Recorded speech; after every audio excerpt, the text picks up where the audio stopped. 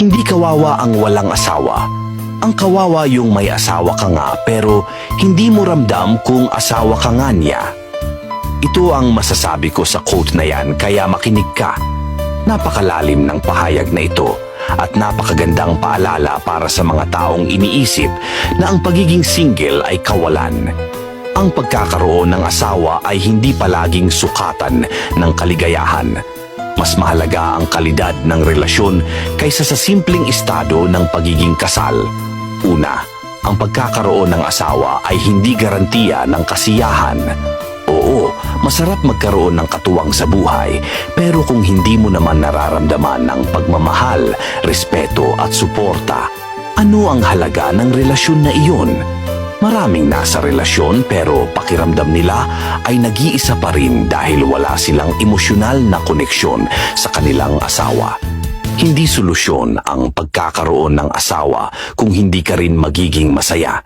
Pangalawa, huwag mong gawing sukatan ng tagumpay ang pagkakaroon ng asawa. Hindi ibig sabihin na kapag wala kang asawa, kulang na ang pagkatao mo. Ang pagiging single ay nagbibigay ng kalayaan para tuklasin ang sarili, unahin ang pangarap at pahalagahan ang sarili. Mas mabuti ng single ka pero masaya at payapa kaysa nasa relasyon ka pero puno ng pasakit at kawalan ng respeto.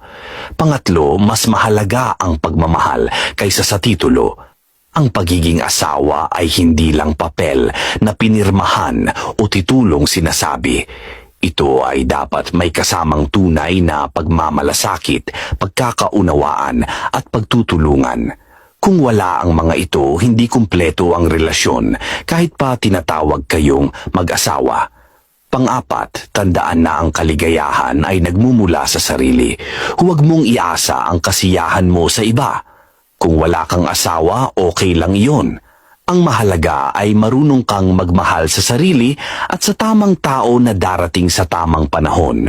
Kaya tandaan mo, hindi kawalan ang pagiging single, pero ang kawalan ng pagmamahal sa isang relasyon ay masakit at nakakapagod. Mas piliin mong maging totoo at payapa sa sarili mo kaysa manatili sa maling relasyon.